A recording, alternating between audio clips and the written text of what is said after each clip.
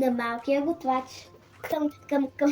Здравейте, малки готвачи, това е Стефи. Това е Преси. Днес ще готвим спагетки с месо. Спагетки салам. Зато ще ни трябват 500 мл сметана, спагети салам, масло, черен пипер, сол и олио. Сега! И гир и тенджера. Сега ще нарежем салама. Абракадабра си салабим. Готово!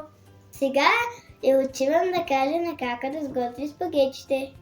После. След като водата заври, слагаме спагетите и ги изчакваме 8-10 минути.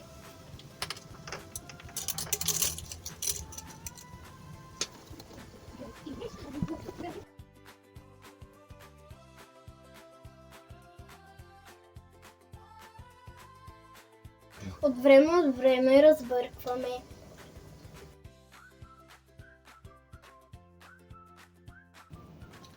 След като са готови, викаме мама да ги изцеди.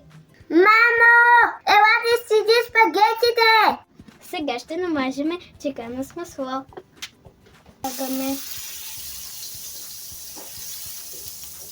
и въркалката го върчим.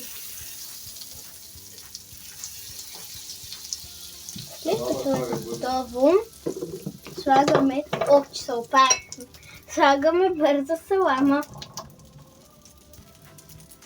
и разбъркваме.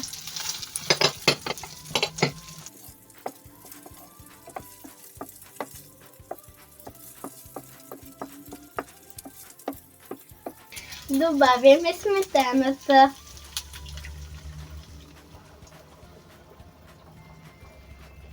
Добавяме сол и черен пипер. Сол. Разбъркваме. Малко по малко почва да се сгъстява. След като мама изцеди спагетите, слагаме спагетите в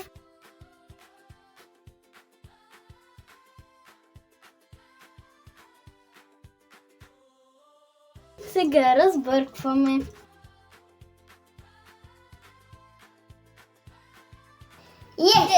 Изпълнена задача! Абонирайте се за канала и гледайте старите видеа тук И тук. Абонирайте се за канала и гледайте новите ни видеа. Тук и тук. Чао, до скоро!